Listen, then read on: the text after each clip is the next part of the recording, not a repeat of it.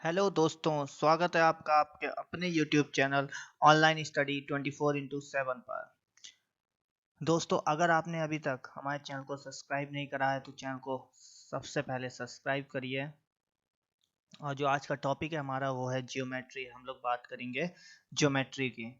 तो बिल्कुल बेसिक से करेंगे और सबसे पहले हम लोग जियोमेट्री की थ्योरी कंप्लीट करेंगे। थ्योरी में कम से कम हमारे 40 से 50 लेक्चर होंगे। 40 से 50 लेक्चर हम लोग केवल थ्योरी पढ़ेंगे, ठीक है। इसके बाद हम लोग करेंगे प्रैक्टिस क्वेश्चंस। इसके बाद हम लोग करेंगे प्रैक्टिस क्वेश्चंस। अब ये प्रैक्टिस क्वेश्चंस जो हम करेंगे वो कम से कम करेंगे 800 क्वेश्चन के, कम से कम, ठीक है। 800 क्वेश्चन की हम प्रैक्टिस करेंगे। और जो हमारा थ्योरी है वो 40 से 50 वीडियोस में क्लियर होगी, उसका प्रैक्टिस करेंगे। और प्रैक्टिस में भी हम आपको क्या करेंगे, जो कॉन्सेप्ट होगा पहले आपको कॉन्सेप्ट बताएंगे, उसके बाद उस पर बेस क्वेश्चंस कराएंगे। पर थ्योरी में क्या करेंगे, हर चीज का प्रूफ जानेंगे। अब देखिए, प्रूफ जानने के पीछे रीजन क्या है। एसएससी, टीईटी या ऐसा कोई भी एग्जाम जिसमें ज्योमेट्री आती है वो कभी नहीं कहता है प्रूफ बताओ, कभी नहीं कहता। पर प्रूफ जानने के पीछे रीजन ये होता है कि क्वेश्चन अगर कितना भी टिपिकल बने, क्वेश्चन कितना भी टिपिकल बने, ठीक है, कितना भी क्वेश्चन टिपिकल बने, अगर आपको उसकी जड़ पता होगी कि ऐसा क्यों हुआ तो आप क्वेश्चन को टैकल कर पाएंगे, ठीक है। और किसी भी पेपर का, ऐसे कोई कहे कि टेट का लेवल बहुत कम होता है, इतना क्यों पढ़ रहे हो, ऐसा कुछ नहीं है, ठीक है। पेपर में अगर ज्योमेट्री लिखी है तो वो लेवल कम दे रहा है, वो एग्जामिनर का मन है। अगर एग्जामिनर ज्योमेट्री आपसे अच्छे लेवल की पूछ लेगा तो आप मना नहीं करोगे कि क्यों दे दी। Geometry means what, geometry, that's it, ठीक है, क्लियर। तो हम ज्योमेट्री को बिल्कुल जीरो से, ठीक है, बिल्कुल जीरो से हीरो लेवल तक पढ़ेंगे। क्लियर है बात। चलिए शुरू करते हैं फिर। अब देखिए, हम लोग बात कर रहे हैं किसकी, हम लोग बात कर रहे हैं ज्योमेट्री की।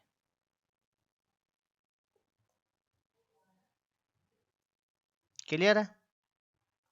तो अब देखिए, जो ज्योमेट्री वर्ड होता है, जो ज्योमेट्री वर्ड होता है मेरे प्यारे दोस्तों, उसका मीनिंग होता है जी प्लस मेट्रिया। जो ज्योमेट्री वर्ड है ये जी प्लस मेट्रिया वर्ड से मिलकर बना है। ज्योमेट्री वर्ड किससे मिलकर बना है, जी प्लस मेट्रिया वर्ड से मिलकर बना है।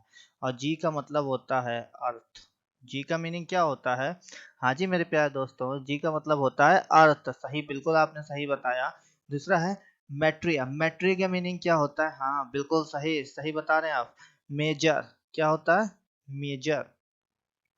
अब अगर हम इस पूरे वर्ड को मिला लें, इस पूरे शब्द को मिला लें तो हो जाएगा अर्थ का मीजर, ठीक है। मतलब जब ये ज्योमेट्री बनी थी, मैं स्टार्टिंग पॉइंट की बात बता रहा हूँ, जब ये ज्योमेट्री बनी थी इसका नाम ज्योमेट्री पड़ा। क्यों पड़ा, क्योंकि मीनिंग है अर्थ का, अर्थ को क्या करना है, अर्थ को मीजर करना है। अर्थ को मीजर करने के लिए इसका नाम पड़ा ज्योमेट्री। क्लियर है। तो इसलिए हम लोग हिंदी में इसे एक नाम से और जानते हैं, वो नाम क्या है, भूमिति। किस नाम से जानते हैं, भूमिति, ठीक है। क्या नाम है इसका, भूमिति। किस नाम से जानते हैं, भूमिति। इसलिए कि भू को मिति मतलब उसको अध्ययन करना, उसको मीजर करना, मापना, भूमिति। क्लियर। अगर मैं आपसे कहूं father, father of geometry, father of geometry कौन है, अगर मैं आपसे कहूं फादर ऑफ ज्योमेट्री कौन है, तो आप कहेंगे कि सर इसके जो फादर होते हैं, जो ज्योमेट्री के फादर हैं, वो हैं हमारे यूक्लिड्स। ज्योमेट्री के जो फादर हैं वो हैं हमारे यूक्लिड्स, ठीक है। ज्योमेट्री के फादर कौन है, यूक्लिड्स हैं। क्लियर। चलिए, अब ज्योमेट्री का जो सबसे बेसिक यूनिट है, अगर मैं आपको इसका बताऊं कि बेसिक यूनिट, ज्योमेट्री की जो बेसिक यूनिट है वो है पॉइंट। वो क्या है, पॉइंट। ज्योमेट्री की सबसे बेसिक यूनिट क्या है, पॉइंट है। क्लियर है, बिंदु है। ज्योमेट्री की सबसे बेसिक यूनिट बिंदु है, तो हम लोग बिंदु की बात करते हैं। अब देखिए पॉइंट क्या है, अगर मैं आपको पॉइंट समझाऊं, जैसे मैंने देखिए ये कहा, तो ये क्या हो गया, एक पॉइंट बन गया। तो देखो ये आपको कुछ सर्किल की तरह लग रहा है, पर एक ऐसा सर्किल, एक ऐसा सर्किल, एक ऐसा वृत्त जिसकी जो रेडियस है, त्रिज्या है, वो कितनी हो, जीरो हो, शून्य हो, वो क्या कहलाएगा, पॉइंट कहलाएगा। एक ऐसा वृत्त जिसकी त्रिज्या शून्य हो, पॉइंट कहलाएगा। अब जगह आप ध्यान से देखोगे पॉइंट की ना लंबाई होती है, ना चौड़ाई होती है, ना मोटाई होती है। मतलब पॉइंट के अंदर ना तो लेंथ होती है, ना ब्रेथ होती है, ना लेंथ होती है, ना ब्रेथ होती है, ना हाइट होती है। ना लेंथ होती है, ना ब्रेथ होती है, ना ही हाइट होती है। क्लियर है बात? ना ही ऊंचाई होती है। इट मीन्स कि ये जीरो डायमेंशनल होता है, जीरो डी होता है। अगर मैं आपसे बोलूं कि जीरो डायमेंशनल कौन सा, इनमें से कौन सी चीज जीरो डायमेंशनल है, ये आपसे क्वेश्चन पूछा जा सकता है इनकेस, तो आपको पता होना चाहिए कि पॉइंट पॉइंट जीरो डायमेंशनल होता है। या आपसे क्वेश्चन पूछा जा सकता है पॉइंट जीरो डायमेंशनल क्यों होता है, तो ना लंबाई होती, ना चौड़ाई होती, ना ही ऊंचाई होती है। क्लियर हो गई बात? और अगर डेफिनेशन की बात करें तो डेफिनेशन हम कहेंगे एक ऐसा वृत्त जिसकी त्रिज्या शून्य हो वो क्या होगा? पॉइंट होगा। क्लियर? चलिए अब बात कर रहे हैं हम लोग नोट वन की। नोट वन क्या कह रहा है? किसी एक बिंदु से अनंत रेखाएं गुजर सकती हैं। सपोज करिए ये एक पॉइंट है। क्लियर है ना? ये एक पॉइंट है। अब हम इस पॉइंट से अब हम इस पॉइंट से एक लाइन ये हमने निकाल दी, एक लाइन ये हमने निकाल दी, एक लाइन ये हमने निकाल दी, दूसरी ये निकाल दी, तीसरी ऐसे करके निकाल दी, चौथी ऐसे करके, पांचवी मतलब जितनी भी हम इस पॉइंट से, ये जो हमारा पॉइंट था मेरे प्यारे दोस्तों, ये जो हमारा पॉइंट था, इस पॉइंट से हम कितनी भी लाइनें निकाल सकते हैं। कितनी भी का मतलब इनफाइनाइट। हमें नहीं पता हम कितनी लाइनें निकाल पाएंगे। तो देखो हमने फिगर में दिखा रखा है कि एक पॉइंट से अनंत रेखा गुजरती है, इनफाइनाइट लाइन गुजरती है। आपसे कभी पूछ लिया जाए कि एक पॉइंट से कितनी रेखा गुजरती है, तो आप कहेंगे इनफाइनाइट लाइन गुजरती हैं। अब अगली बात समझिए, अगला नोट क्या कह रहा है? हाँ जी मेरे प्यारे दोस्तों, नोट बोल रहा है हमारे पास में दो पॉइंट हैं। ठीक है, हमारे पास में दो पॉइंट हैं, तो उससे केवल और केवल आप कितनी रेखा खींच सकते हैं? ऐसे समझिए, हमारे पास में दो पॉइंट हैं, इससे केवल और केवल आप कितनी रेखा खींच सकते हैं? तो हाँ, आप हमसे कहोगे कि केवल और केवल सर हम इस दो पॉइंटों से एक रेखा खींच सकते हैं। अब वो पॉइंट आप कैसे भी ले लो, देखो ऐसे लिया एक रेखा, सपोज कर लो हमने ये पॉइंट ऐसे ले लिया, इस तरीके से ले लिया, तो अब आप कितनी रेखाएं खींच पाओगे इन दो पॉइंट से? तो केवल और केवल एक रेखा। समझ में आ रही ना बात? तो दो पॉइंट से केवल एक रेखा गुजर सकती है। ये पॉइंट ए है और ये पॉइंट बी है। ये पॉइंट ए है, ये पॉइंट बी है। तो केवल और जो इनसे रेखा गुजर सकती हैं वो कितनी गुजर सकती हैं मेरे प्यारे दोस्तों? वो केवल एक रेखा गुजर सकती है। क्लियर होती है बात? चलिए नेक्स्ट। अब देखिए अगली बात क्या कह रहा है। अगली बात बोल रहा है, अगला पॉइंट देखिए, नोट 3 क्या बोल रहा है? बोल रहा है कि अब देखिए हमारे पास में दो चीजें होती हैं, बहुत ध्यान समझिएगा। एक होता है कोलिनियर, ठीक है, और एक होता है नॉन कोलिनियर। एक चीज है कोलिनियर और एक चीज है नॉन कोलिनियर। देखिए कोलिनियर की अगर मैं आपसे बात करता हूँ, कोलिनियर की बात करता हूँ, हिंदी में इसको बोलते हैं सारेख। ठीक है, सारेख मतलब एक रेखा में हो, जब पॉइंट एक रेखा में होते हैं। ठीक है, एक पॉइंट जब एक रेखा में होते हैं। अब देखिए मैंने एक लाइन ड्रॉ करी, अब आप ध्यान से देखिएगा कि ये जो पॉइंट हैं वो एक रेखा में है। जब पॉइंट एक रेखा में होते हैं तो ये क्या होते हैं? ये होते हैं कोलिनियर। क्या होते हैं? कोलिनियर। और एक पॉइंट है इसलिए हम बोल देंगे कोलिनियर पॉइंट। क्या बोल देंगे इसको? कोलिनियर पॉइंट, क्योंकि ये एक रेखा में है। जैसे आप फिगर में देख रहे हैं ये ए बी सी एक रेखा में है, तो ए बी सी सारे एक बिंदु हैं, कोलिनियर पॉइंट है। अब नॉन कोलिनियर की अगर बात करें तो सपोज करो आप नॉन कोलिनियर की बात करें तो सपोज करो आप, ये मैंने एक पॉइंट बनाया, ये मैंने एक पॉइंट बनाया, और एक पॉइंट मैंने ये बना दिया। क्या किसी एक रेखा से इन तीनों पॉइंट को हम कवर कर सकते हैं? तो नहीं, नहीं कर सकते, है ना? किसी एक रेखा से हम इन तीनों पॉइंट को कवर नहीं कर सकते। अब हमें चाहिए होगी इसके लिए दो रेखाएं। ठीक है, क्लियर हो रही बात? अब हमने रेखा खींची तो नहीं कवर कर पाएंगे, तो ये हो गया नॉन कोलिनियर। क्या हो गया? Non collinear. अब अगर ये पॉइंट है तो हम इनके पॉइंट बोल देंगे। तो point A B C, suppose नाम दे दें A B C, point A B C are not, point A B C are non collinear. ठीक है, ये आसन रेखीय बिंदु है, ये एक रेखा में नहीं है। समझ में आती है बात? ये क्लियर है? Third point. चलिए अब आगे बात करते हैं हम आपसे। अब देखिए अगली बात क्या कह रहा है, नोट नंबर 4 को समझने की कोशिश करिए। देखिए नोट नंबर 4 क्या बोल रहा है? नोट नंबर 4 हमसे यह बोल रहा है कि अगर मेरे पास में कोई 4 बिंदु हैं, कोई भी 4 आप ले सकते हैं, 1 2 3 4, पर बस वो बिंदु कैसे नहीं होने चाहिए, वो बिंदु आपका एक रेखा में नहीं होने चाहिए। अगर कोई 4 बिंदु हैं और एक रेखा में नहीं है, कोई 4 बिंदु और एक रेखा में नहीं है, तो आप उससे क्या करेंगे, एक सर्किल ड्रॉ कर सकते हैं या एक वृत्त उससे गुजर सकता है। अगर कोई 4 बिंदु हैं, ठीक है, तो इससे एक वृत्त क्या हो सकता है, गुजर सकता है। एक वृत्त गुजरा, उसके क्या हो सकते हैं, देखिए 4 बिंदु हो सकते हैं, 4 बिंदु से एक वृत्त गुजर सकता है। बाकी और भी चीजें हो सकते हैं, लेकिन 4 बिंदु से एक वृत्त गुजर सकता है, ये बात याद रखिएगा। 4 या 4 से अधिक बिंदु एक वृत्तीय कहलाते हैं यदि इनसे होकर एक वृत्त गुजरे। ठीक है, 4 या 4 बिंदु से होकर एक वृत्त गुजरे तो ये कैसे कहला देंगे, ये वृत्तीय कहला देंगे, एक वृत्तीय। ठीक है, क्लियर हो गया बात, क्लियर है। अब नोट नंबर 5 क्या कह रहा है, नोट नंबर 5 ध्यान से समझिएगा। अगर कोई 3 आसंरेख बिंदु हैं, नॉन कोलिनियर है, 3 आसंरेख बिंदु से केवल एक वृत्त ही गुजर सकता है, 3 आसंरेख बिंदु से केवल एक वृत्त ही गुजर सकता है, एक वृत्त है, तो इस पे अगर मैं 3 बिंदु ड्रॉ करूं, ठीक है, 3 पॉइंट ड्रॉ करूं, क्लियर हो रही है बात, 3 पॉइंट ड्रॉ करूं, ये मैंने कर लिया, ठीक है, ये देखिए, तो केवल एक वृत्त आप इससे गुजार सकते हो। अब मैं कहूँ एक दूसरा वृत्त मुझे गुजारना है, तो एक बिंदु छूट जाएगा, देख लो ये छूट गया। ठीक, अगर आप इन दोनों को लेके बनाओगे, ठीक है, तो ये वाला छूट जाएगा। मतलब क्या है कि 3 बिंदुओं से केवल एक वृत्त ही गुजर सकता है, एक से ज्यादा वृत्त नहीं गुजर पाते हैं। क्लियर है बात। नोट नंबर 6 क्या कह रहा है, एक वृत्त हमेशा 3 आसंदिग्ध बिंदुओं से होकर गुजरता है। अगर मैं एक वृत्त बनाऊं, ध्यान से मेरी बात को समझना, ध्यान से मेरी बात को समझना, क्या क्या कि अगर हम एक वृत्त बनाए, ठीक है, क्या बनाए, एक वृत्त बनाए, मेरी बात को बहुत ध्यान से समझना कि अगर हम क्या बनाए, एक वृत्त बनाए, हमने एक वृत्त ड्रॉ करा, देखो ये हमने एक सर्किल बना लिया, सपोज कर लो।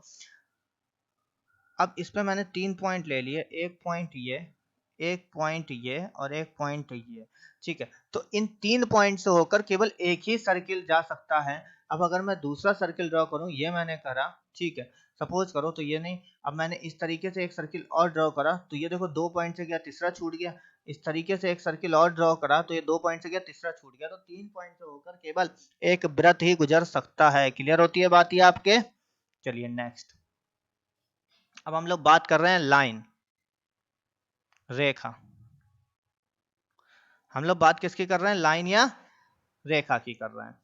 तो देखिए रेखा की अगर हम बात करते हैं, तो कोई एक पॉइंट है, इस पॉइंट से, मेरी बात ध्यान से समझिएगा, इस पॉइंट से इधर चले जाओ आगे की तरफ, या पॉइंट के पीछे की तरफ आप चले जाओ, पॉइंट के आगे की तरफ चले जाओ या पॉइंट के पीछे की तरफ चले जाओ, कहां तक चले जाओ पता नहीं, जहां तक आपका मन करे, जहां तक मन करे मतलब पता नहीं, इनफाइनाइट तक या इधर भी इनफाइनाइट तक चले जाओ। ठीक है, तो जो ये स्ट्रक्चर बनेगा, जो फिगर बनेगा, जो ज्योमेट्री बनेगी, ठीक है, ये जो फिगर है यही क्या है, लाइन है। और आप कितना चले, इस पॉइंट से, पॉइंट ए है मान लो, इस पॉइंट से इधर कितना चले, इनफाइनाइट चले, इधर कितना चले, इनफाइनाइट चले। क्लियर होती है बात ये आपके।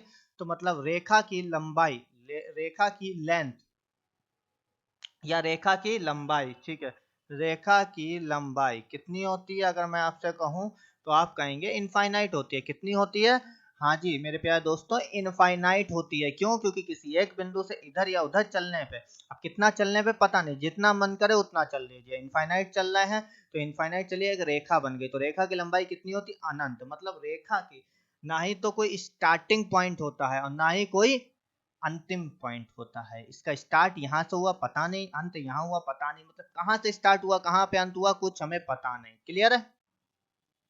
चलिए अब अगर बात करते हैं हम लोग लाइन सेगमेंट, तो सपोज करिए, अच्छा हाँ एक चीज रेखा में और छूट गई, रेखा को अगर हम लिखते हैं तो हमेशा कैपिटल लेटर में लिखते हैं और इसके ऊपर इस तरीके से ऐसे एक सिंबल बना देते हैं। तो ये किसको डिनोट कर रहा है, रेखा को डिनोट कर रहा है। बात समझ में, किसको डिनोट कर रहा है, रेखा को डिनोट कर रहा है। ठीक है, अब बात कर रहे हैं लाइन सेगमेंट के, किसकी बात कर रहे हैं, लाइन सेगमेंट। रेखाखंड, हम आपसे बात कर रहे हैं लाइन सेगमेंट या रेखाखंड। हमारे पास एक रेखा थी, ठीक है, ये रेखा, इसकी लंबाई तो मुझे पता नहीं कितनी, इनफाइनाइट, ठीक है, इसकी लंबाई पता नहीं, इनफाइनाइट। अगर हम क्या करें, अगर हम क्या करें, इसको दो निश्चित बिंदु मान लें, इसके कोई एक P और एक Q, इसके दो निश्चित बिंदु मान लें P और Q। तो अब ये जो टुकड़ा है, ये जो हिस्सा है, आपको दिख रहा होगा, हमने एक निश्चित बिंदु मान लिया, एक दो निश्चित बिंदु मान लिए ये, और उनके बीच का जो हिस्सा है, उनके बीच का ये जो हिस्सा है, यही क्या कहलाएगा, रेखा खंड, ठीक है, मतलब रेखा का खंड, रेखा खंड या रेखा का खंड। रेखा बहुत बड़ी है, उसका जो एक हिस्सा है जिसकी एक निश्चित लंबाई हो, जिसकी एक निश्चित लंबाई हो, ये बात याद रखना, जिसकी एक निश्चित लंबाई हो। रेखा खंड की लंबाई क्या होती है, निश्चित होती है। रेखा खंड की लंबाई कैसी होती है, निश्चित होती है, बिल्कुल याद रखिएगा, जिसकी एक निश्चित लंबाई हो, क्या कहलाता है, रेखा खंड कहलाता है। इसकी एक निश्चित लंबाई होगी, कुछ भी हो सकती है। और रेखा खंड को अगर डिनोट करने की बात करूंगा तो मैं डायरेक्ट लिख दूंगा पी क्यू। क्यों, क्योंकि इसका स्टार्टिंग पॉइंट भी है, इसका प्रारंभिक बिंदु भी है, और इसका अंतिम बिंदु भी है। इसका स्टार्टिंग पॉइंट भी है और इसका अंतिम पॉइंट भी है, ठीक है।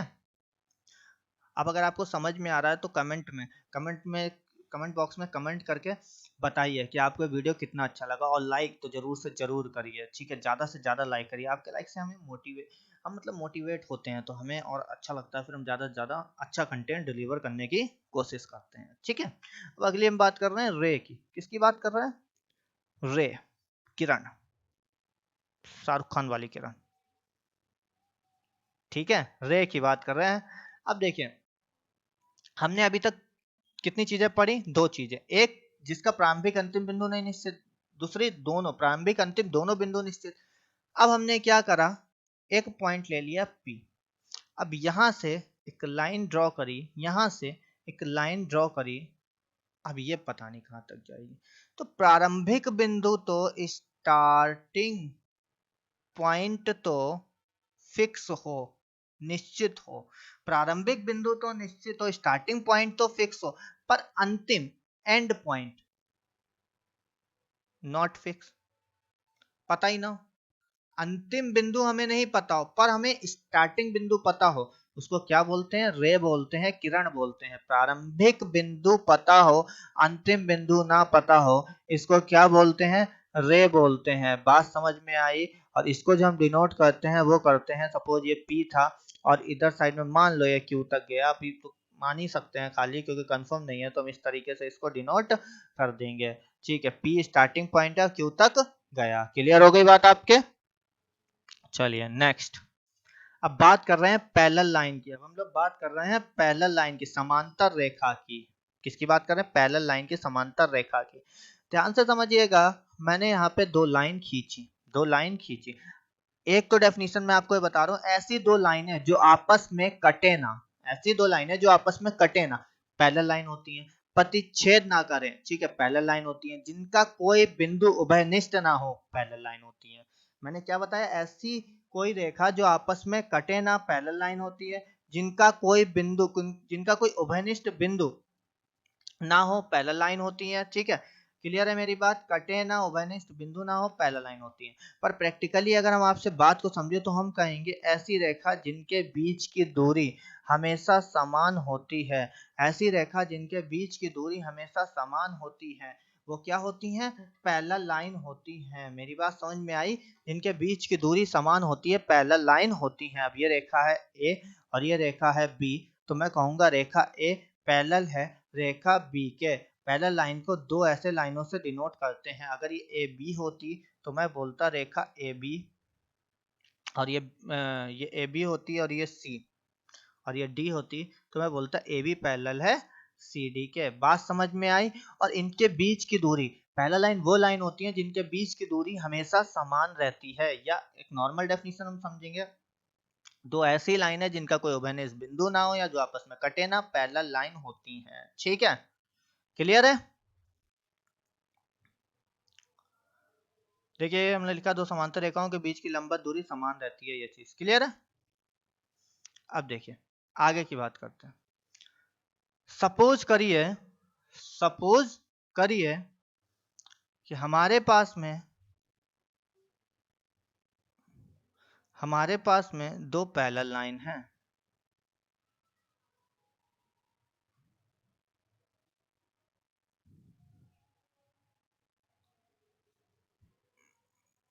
ये सही बनी अब, ठीक है। अब सपोज करिए कि हमारे पास में दो पैरेलल लाइन है, ठीक है। सपोज ये ए है, ये बी है, ये सी है और ये डी है। बहुत ध्यान से समझना, इंपॉर्टेंट चीजें हैं। आगे ये सब जब क्वेश्चंस करेंगे तो इस्तेमाल होगा, तो उस टाइम आप के दिमाग में ये चीज आनी चाहिए कैसे हुआ, इसीलिए बहुत बेसिक से आपको बता रहा हूँ, ठीक है। अब ये दो पैरेलल लाइन है, मैंने लिखा ए बी पैरेलल है सी डी के। ए बी पैरेलल है किसके? सी डी के। अगर ये दो पैरेलल लाइन है तो ये जो एंगल है A B D, angle A B D बराबर होगा एंगल सी डी, और सपोज यहाँ कोई पॉइंट ई है तो सी डी ई के, एंगल ए बी डी ये वाला एंगल ये वाले एंगल के बराबर होगा, ठीक है। और ये अगर x है तो ये भी x होगा। बात समझ में आई? क्लियर हुई? अगर ये x है तो ये भी x होगा। ऐसा क्यों होगा ये आगे समझेंगे, लेकिन अभी बस इस बात को समझिए कि ये ऐसा होता है, बराबर होगा। क्लियर होती है बात? चलिए अब अगली बात कर रहे हैं हम लोग एंगल की। किसकी बात कर रहे हैं? बहुत ध्यान से समझिएगा, अगली बात कर रहे हैं हम लोग एंगल की। तो देखिए एंगल क्या होता है, मैं एक फिगर बना रहा हूं फिर आपको समझाऊंगा, मैं एक फिगर बना रहा हूं फिर आपको इस बात को समझाऊंगा, ठीक है। अब देखो मेरी बात बहुत ध्यान से समझना,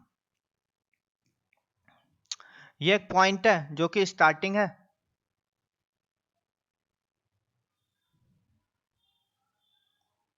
स्टार्टिंग पॉइंट है, और इसके बाद कहां तक जा रहा है कहां तक जा रहा है पता नहीं, तो इसको हम लोग क्या बोलते हैं? किरण बोलते हैं। तो दो किरण के झुकाव को, दो किरण हैं इनके बीच का ये जो झुकाव है इसी को हम लोग क्या बोलते हैं? एंगल बोलते हैं, ठीक है। दो किरण के झुकाव को ही कोण या एंगल बोलते हैं। दो किरणों के झुकाव को, ये आपको दिख रहा है झुकाव, इसी को एंगल बोलते हैं। ये देखिए ये एंगल है। अब ये वाला जो पॉइंट है बहुत ध्यान से समझिएगा, ये जो मैंने पॉइंट बना रखा है इसको हम लोग बोलते हैं वर्टेक्स। क्या बोलते हैं? वर्टेक्स। शीर्ष, क्या बोलते हैं? शीर्ष, वर्टेक्स। तो कोण का, एंगल का एक वर्टेक्स होता है, एंगल का एक वर्टेक्स होता है, बात याद रखिएगा, एंगल का एक वर्टेक्स होता है, एक शीर्ष होता है, और दो किरणों के झुकाव को एंगल बोलते हैं। अब अगर हम इसका एक नाम ले लें ए बी सी, तो इस एंगल को कैसे लिखा जाएगा? हमें इस तरीके का एक सिंबल बनाएंगे और कहेंगे ए। अब ये इसकी बात कर रहे हैं, ये एंगल है तो ये किस पे है? बी पे। वो जिस पे होता है वो बीच में आता है, बी बीच में आ गया और इधर साइड में चला गया सी, ए बी सी। या इसी चीज को ऐसे भी लिख सकते हैं, देखिए सी से शुरू कर सकते हैं, पर ये जो बी है ये जिस एंगल पे या जिस पे बना है उसकी बात करेंगे, वो हमेशा बीच में आएगा। ये सी बी ए या ए बी सी बात एक ही है, लेकिन जिस एंगल पे जो बीच में लिखा होता है वो एंगल को डिनोट करता है। जो बीच में लिखा होता है, जो बीच में लिखा होता है मेरे प्यारे दोस्तों, वो किसको डिनोट करता है? एंगल को डिनोट करता है। अगर आपको वीडियो पसंद आए तो कमेंट में जरूर बताइएगा, मैं बहुत बहुत बेसिक से मेहनत कर रहा हूँ आप लोगों के लिए, ठीक है। तो कमेंट जरूर करिएगा और वीडियो को लाइक तो मतलब सभी लोग लाइक करें वीडियो को, ठीक है। चलिए नेक्स्ट, एक्यूट एंगल। अब देखिए टाइप्स ऑफ एंगल की बात कर रहे हैं, टाइप्स। और टाइप्स में जो सबसे पहले है ना, सबसे पहले है वो कौन सा? एक्यूट। ये बहुत क्यूट होता है, सुंदर सा, प्यारा सा, बहुत ही क्यूट सा, प्यारा सा। देखिए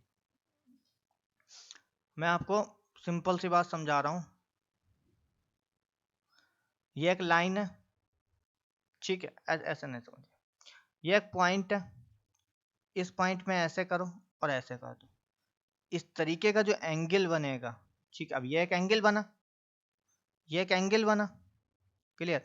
थीटा, अगर ये थीटा, अगर ये थीटा 90 से, अगर ये थीटा 90 से छोटा हो, अगर ये थीटा क्या हो? 90 से छोटा हो, तो क्या होगा? एक्यूट एंगल होगा। थीटा 90 से छोटा होना चाहिए, तो एक्यूट एंगल होगा। और एक शर्त और, थीटा जो है हमारा वो 0 से बड़ा होना चाहिए। तो हम कहेंगे 0 से थीटा बड़ा हो और 90 से थीटा छोटा हो।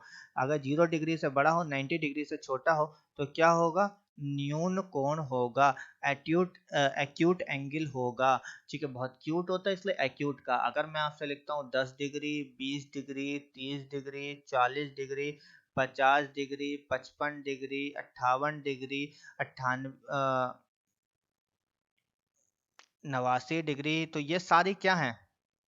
एक्यूट एंगल है। एक्यूट क्यों? देखो 10 जीरो से बड़ा होता है, 90 से छोटा होता है, तो एक्यूट। 20 जीरो से बड़ा, 90 से छोटा। तो ऐसा एंगल जो 0 डिग्री से बड़ा हो, 0 डिग्री से बड़ा हो और 90 डिग्री से छोटा हो, वो क्या कहलाएगा? एक्यूट एंगल कहलाएगा। क्लियर होती है बात? अब आ गया राइट एंगल, समकोण। क्या आ गया हमारे पास में? Right angle. ठीक है, राइट एंगल समकोण। अगर हम दो स्ट्रेट लाइन है, ये देखिए, तो अब ये जो एंगल बना, हमने दो स्ट्रेट लाइन बनाई, ये जो एंगल बना है ये क्या है? 90 डिग्री का है। क्लियर? ये एंगल क्या है? 90 डिग्री का है। जब दो स्ट्रेट लाइनें ऐसे मिलती हैं तो ये एंगल क्या? 90 डिग्री का है। ये वाली जो चीज आपको दिख रही है, मैं डार्क डार्क कर दी, ये क्या है? 90 डिग्री का है। तो जब थीटा बराबर 90 डिग्री होता है, जब थीटा 90 डिग्री के बराबर होता है, तो जो एंगल होता है वो क्या होता है? राइट एंगल होता है। जब थीटा 90 डिग्री के बराबर होता है तो जो एंगल होता है राइट एंगल होता है। क्लियर हो गई बात? अगला बात कर रहा है ऑब्ट्यूस एंगल। किसकी बात कर रहा है? Obtuse angle. हिंदी में बोलते हैं अधिक कोण। क्या बोलते हैं? अधिक कोण। ठीक है, देखिए कुछ फिगर की अगर मैं आपको बात समझाऊं तो फिगर इसका कुछ इस तरीके से होता है। ठीक, फिगर कुछ आपका इस तरीके से है, ये इसका फिगर रहा और ये एक एंगल बना, सपोज है थीटा। तो कंडीशन देखिए, बहुत ध्यान से देखिएगा, हम 90 तक बात कर चुके, 90 से छोटा, 90 के बराबर। अब अगर 90 से बड़ा हो तो थीटा 90 से बड़ा होना चाहिए, और 3 और 180 से छोटा होना चाहिए। 90 से बड़ा होना चाहिए और 180 से छोटा होना चाहिए। क्लियर है बात? 90 से बड़ा होना चाहिए और 180 से छोटा होना चाहिए। तो कौन सा एंगल हो जाएगा? ऑब्ट्यूस एंगल हो जाएगा। जैसे मैं आपसे बात करूं 99 डिग्री, तो ये 99 डिग्री अगर कोण है तो किस में आएगा? ऑब्ट्यूस में आएगा। किस प्रकार का एंगल है ये? ऑब्ट्यूस एंगल है। अगर मेरे प्यारे दोस्तों मैं यहाँ बात करता हूँ 102 डिग्री की, तो आप कहेंगे अरे सर बहुत सिंपल है, ये तो है ऑब्ट्यूस एंगल। तो मेरे प्यारे दोस्तों मैंने लिख दिया 159 डिग्री। कमेंट करके बताइए ये किस टाइप का कोण है। दूसरा मैंने लिख दिया 88 डिग्री। तीसरा मैंने लिख दिया 1 डिग्री। तो जिन तीनों के आंसर मुझे कमेंट करके बताइए कि ये किस किस टाइप के कोण है। 159 डिग्री कौन से टाइप का कोण है, 88 डिग्री कौन से टाइप का है, 1 डिग्री कौन से टाइप का कोण है। ठीक है, चलिए आगे बात करते हैं स्ट्रेट एंगल। बहुत ध्यान से समझिए, बस एक लाइन खींच दो, बस एक लाइन खींच दो। तो अब ये जो एंगल बना है, सपोज करो ये कोई पॉइंट है, सपोज करो ये कोई पॉइंट है, बस एक लाइन खींच दी, तो ये जो एंगल बना है इसको बोलते हैं हम लोग क्या? स्ट्रेट। स्ट्रेट एंगल क्या बोलते हैं? स्ट्रेट एंगल बोलते हैं, त्रिज्यकोण बोलते हैं। ये ए हो गया, ये बी हो गया, सी हो गया, तो ये स्ट्रेट एंगल हो गया। अब हमने कहां तक पढ़ लिया? 180 से छोटा हो, तो इसका मतलब थीटा बराबर किसके हो जाएगा? 180 डिग्री। थीटा जब 180 डिग्री के बराबर हो जाता है तो एंगल कौन सा होता है? स्ट्रेट एंगल होता है। जब स्ट्रेट एंगल की मैं आपसे कभी भी बात करूंगा, एक रेखा पे बना कोण, मैं आपसे कहूँ एक रेखा पे बने कोण 180 डिग्री के होते हैं, रट लीजिए। स्ट्रेट एंगल 180 डिग्री का होता है। ठीक है, रिफ्लेक्स एंगल। मैं अब आपसे अगली बात कर रहा हूं रिफ्लेक्स एंगल की। किसकी बात कर रहा हूं? Reflex angle.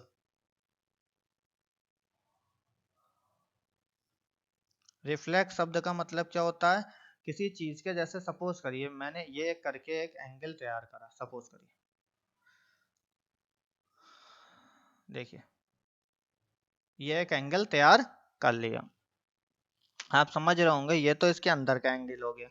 पर इसके एक चीज आपको ये भी दिख रहा होगा, ये वाली जो चीज है इसकी बात कर रहा हूं मैं, ये वाले पार्ट की। ठीक है, ये वाले एंगल को हम लोग बोलते हैं रिफ्लेक्स एंगल। क्या बोलते हैं, रिफ्लेक्स एंगल। अगर ये थीटा है, अगर ये वाला एंगल थीटा है, तो थीटा देखो 180 से 100% बड़ा होगा और 360 से छोटा होगा। 180 से बड़ा होगा और 360 से छोटा होगा, इसको बोलते हैं रिफ्लेक्स एंगल। सपोज करिए मेरे प्यारे दोस्तों, ये 30 है। अगर ये 30 है तो ये कितना होगा, 360 से छोटा होगा, 360 में से घटा दीजिए, 330 डिग्री होगा। तो रिफ्लेक्स एंगल कैसे निकाला जाता है, थीटा। कैसे निकालेंगे हम लोग, अगर ये थीटा निकालना होगा, इस थीटा की वैल्यू, और सपोज करो ये x है, तो हम कहेंगे 360 degree minus x, reflex angle निकाला जाता है theta is equal to 360 degree minus x. या हम एक बात कह सकते हैं, रिफ्लेक्स एंगल बराबर 360 डिग्री माइनस एक्स डिग्री। ठीक है, और x हमें पता होगा। क्लियर होती है बात। चलिए next, complete angle. Complete angle का मतलब होता है एक सर्किल, और इसे हम लोग कुछ इस तरीके से समझेंगे। देखिए हमारे पास में एक्सिस होते हैं। ये हमारा कौन सा एक्सिस होता है, एक्स एक्सिस होता है, ये वाई एक्सिस होता है। ठीक है, क्लियर है। ये हमारा एक्स एक्सिस, ये वाई एक्सिस। अब देखो मेरी बात बहुत ध्यान से देखना कि ये हो गया 90, ये हो गया 90, ये हो गया 90 और ये हो गया 90। मतलब अगर मैं इस पॉइंट से चला और इस तरीके से घूम गया, तो मैं वापिस इस पॉइंट पे आ गया, और ये 90, ये 90, ये 90 और ये 90। कितना हो गया, 360। इसीलिए हम लोग बोलते हैं एक सर्किल, एक सर्किल का कोण कितने का होता है, 360 का होता है। किसकी वजह से, एक्स एक्सिस वाई एक्सिस जो कोऑर्डिनेट्स होते हैं उनकी वजह से। ये चीज हम लोग कोऑर्डिनेट ज्योमेट्री में समझेंगे। ठीक है, तो अब इस पॉइंट से अगर मैं चला और ऐसे घूम गया, तो ये 360, वृत्त का कोण 360 का होता है, या कंप्लीट एंगल। इसी को बोलते हैं क्या, कंप्लीट एंगल। क्या बोलते हैं मेरे प्यारे दोस्तों, कंप्लीट एंगल। कंप्लीट एंगल कितने का होता है, theta is equal to 360 degree. और एक वृत्त के एंगल का, ये आप इस फिगर में देख लोगे, साफ से बना ये वृत्त, ये जो एंगल है वो कितना है, 360 डिग्री। ठीक है, बात समझ में आती है। अब देखिए कॉम्प्लीमेंट्री एंगल, ये बात कर रहे हैं टर्म्स रिलेटेड टू एंगल। अगर मैं दो एंगल की बात करूं, दो एंगल की, सपोज करो मैंने यहाँ पे दो फोटो बनाए, एक ये बनाया और एक ये बनाया। ये ए हो गया, ये बी हो गया, ये सी हो गया, ये डी हो गया, ये ई हो गया और ये एफ हो गया। हाँ जी मेरे प्यारे दोस्तों, एफ हो गया। अब अगर ये अल्फा है, ये क्या है, अल्फा है, और अगर ये बीटा है, तो अगर alpha plus angle beta 90 degree के बराबर हो जाए, angle alpha plus angle beta 90 degree के बराबर हो जाए, तो ये क्या होता है, ये होता है कॉम्प्लीमेंट्री एंगल। और इसके नोट्स आप साथ साथ बनाते चलें। ठीक है, हर चीज को नोट करते हुए चले, ये बहुत इंपॉर्टेंट है। जैसे आगे बढ़ेंगे हम बहुत अच्छे लेवल की चीजों को सीखेंगे। ठीक है, तो ये क्या हो गया, कॉम्प्लीमेंट्री एंगल हो गया। अगर दो एंगल्स का सम 90 डिग्री होता है, कॉम्प्लीमेंट्री होता है। सपोज करिए ये 30 है, तो अगर मुझे इसे कॉम्प्लीमेंट्री बनाना है तो ये 60 होगा, 30 60 तभी तो 90 होगा, है ना। अगर ये 40 है, ठीक है, दूसरे पेन से लिख रहा हूँ इस चीज को, अगर ये 40 है तो ये कितना होगा, 50, इनका सम 90 तभी तो ये होगा। अब अगर मान लीजिए ये 20 है, तो हम कहेंगे ये 70 होगा, तभी तो सम होगा 90। मतलब सम अगर 90 हो जाए तो वो एंगल कैसे होंगे, कॉम्प्लीमेंट्री होंगे। अगर सम 90 होता है किन्हीं दो एंगल्स का, तो वो कॉम्प्लीमेंट्री एंगल होते हैं। ठीक है, अब बात कर रहा है सप्लीमेंट्री एंगल की। अगर मैं आपसे सप्लीमेंट्री एंगल की बात करूं, मेरी बात बहुत ध्यान से समझिएगा। तो मैंने यहाँ पे दो एंगल ड्रॉ करें, और ये अल्फा है और ये बीटा है। तो अगर angle alpha plus angle beta बराबर 180 डिग्री हो जाए, angle alpha plus angle beta बराबर 180 डिग्री हो जाए, तो ये सप्लीमेंट्री होंगे। कैसे होंगे, सप्लीमेंट्री होंगे, समपूरक होंगे, सप्लीमेंट्री होंगे। सपोज कर लीजिए कि ये मेरे पास में 120 डिग्री है। कितना है मेरे प्यारे दोस्तों, 120 डिग्री है। तो ये कितना होगा, ये अपने आप 60 डिग्री होगा कि नहीं, बताओ इनका सम कितना होना चाहिए? 180। ठीक है, अब देखिए अगली अगली बात समझिए। अगली बात मैं कह रहा हूं कि अगर ये मेरे पास में 150 है, ठीक, तो ये अपने आप मेरे प्यारे दोस्तों कितना होना चाहिए? मेरे प्यारे दोस्तों कितना होना चाहिए? तो ये 30 होना चाहिए कि नहीं होना चाहिए? सम 180 मतलब दो एंगल्स का सम अगर 180 है तो सप्लीमेंट्री एंगल है। ठीक है, अब बात कर रहा है लीनियर पेयर एंगल। किसकी बात कर रहा है? Linear pair angle. अब देखो मेरे प्यारे दोस्तों, अगर एक रेखा है, ये एक रेखा है, ठीक है, और इस पे मैंने एक लाइन और बना दी, और ये अगर एंगल अल्फा है और ये एंगल बीटा है, तो ये अल्फा प्लस बीटा 180 डिग्री होगा। ये कहता है लीनियर पेयर एंगल। अब आप कहेंगे ये तो सप्लीमेंट्री में भी था। फर्क देखिए, एक लाइन और ड्रॉ कर दी, एक लाइन और ड्रॉ कर दी। ठीक है, अब पहले तो वाली बात आप समझ गए। अब मैंने एक लाइन, एक नहीं दो लाइनें ड्रॉ कर ली, एक ये ड्रॉ करी और एक ये ड्रॉ करी। अब मेरी बात बहुत ध्यान से समझना कि अगर ये x है और अगर ये y है और अगर ये z है, अब भी इनका जो सम होगा वो 180 होगा। पर सप्लीमेंट्री में ऐसा नहीं होता है, वहां पे किन्हीं दो एंगल की ही बात होती है। यहाँ पे 3 4 या एक रेखा पे जितने भी एंगल बने, एक रेखा पे जितने भी एंगल बने, उन सबका योग कितना होगा? हमारा 180 डिग्री ही होगा। यहाँ से मैं एक लाइन और ड्रॉ कर दूं और यहाँ से मैं एक लाइन और ड्रॉ कर दूं, इसको P मान लो और इस वाले को Q मान लो। तो x plus p y q z, x plus p plus y plus q plus z, angle का सिंबल लगा लीजिएगा। ठीक है, सब क्या बराबर 180 डिग्री ही होगा। एक रेखा पे बने कोण 180 डिग्री के होते हैं। ठीक है, क्लियर है बात? Now vertical opposite angle. Vertical opposite angle, देखिए वर्टिकल अपोजिट एंगल क्या होते हैं?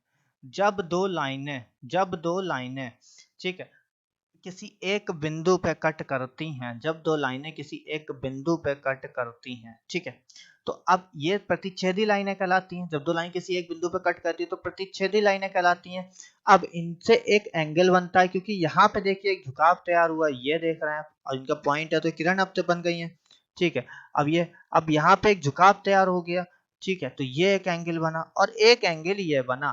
तो ये जो एंगल है ये आपको दिख रहे हैं, यही क्या है? ये दोनों एंगल की अगर मैं आपसे बात करूं तो यही है हमारे वर्टिकल अपोजिट एंगल। ठीक है, यही है हमारे वर्टिकल अपोजिट एंगल। और वर्टिकल अपोजिट एंगल बराबर होते हैं, अगर ये x है और ये y है तो हम कहेंगे एंगल x बराबर एंगल y के, और ये वाला एंगल अगर z है और ये वाला एंगल अगर p है तो हम कहेंगे एंगल z बराबर एंगल p के। वर्टिकल अपोजिट एंगल आपस में बराबर होते हैं। वर्टिकल अपोजिट एंगल आपस में बराबर होते हैं, हिंदी में बोलते हैं शीर्षाभिमुख, हिंदी में बोलते हैं शीर्षाभिमुख। और ये हमारा क्या है? ये हमारा क्रॉस सेक्शन पॉइंट है। ठीक है, प्रतिच्छेदी बिंदु।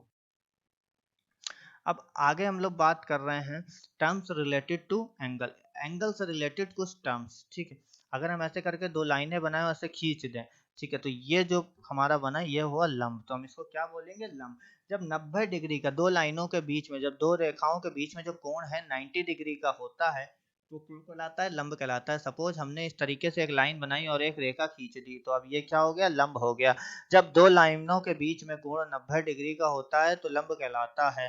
मेरी बात बहुत ध्यान से समझिएगा, जब दो लाइनें, ये एक लाइन और ये एक लाइन, इसके बीच में अब ये जो एंगल है, इसके बीच में जो एंगल है, ठीक है, ये 90 डिग्री का है, तो हम क्या बोल देंगे? लंब बोल देंगे। क्या बोल देंगे?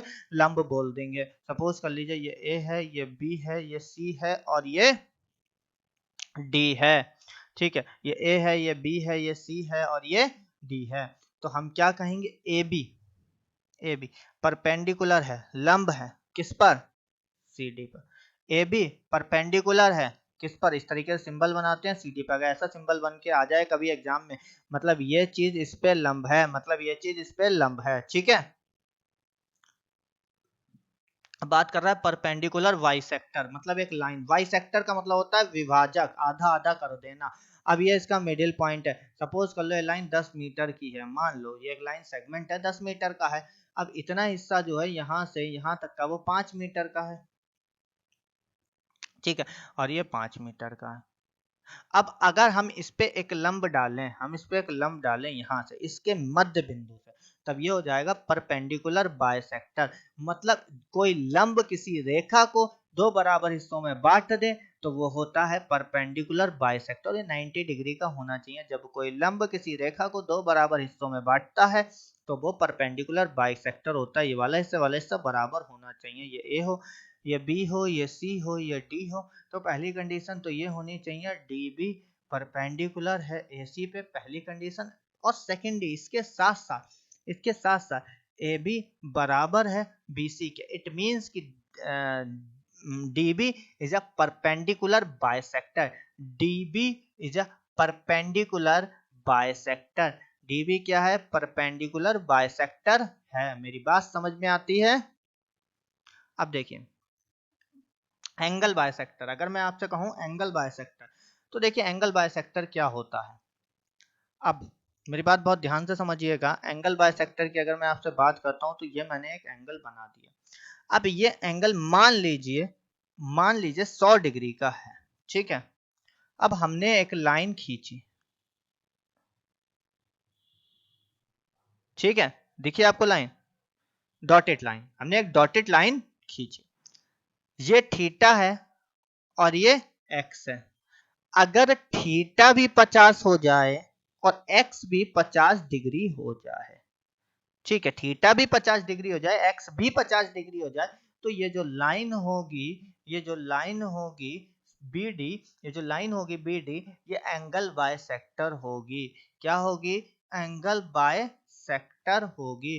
तो हम इसकी डेफिनेशन क्या देंगे? अगर कोई रेखा किसी कोण को दो बराबर हिस्सों में बांट दे, ये एंगल बराबर होना चाहिए इसके, हम कहेंगे थीटा बराबर एक्स के, एंगल थीटा बराबर एंगल एक्स के। जब अगर कोई रेखा किसी एंगल को दो बराबर हिस्सों में बांट देती है उसको बोलते हैं एंगल बाइसेक्टर, ठीक है।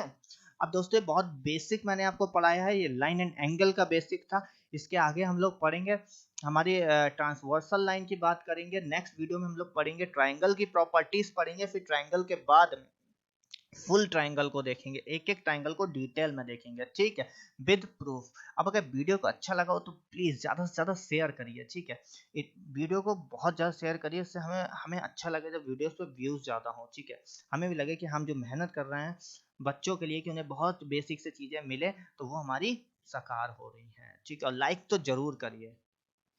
चलिए मिलते हैं आपसे नेक्स्ट वीडियो में।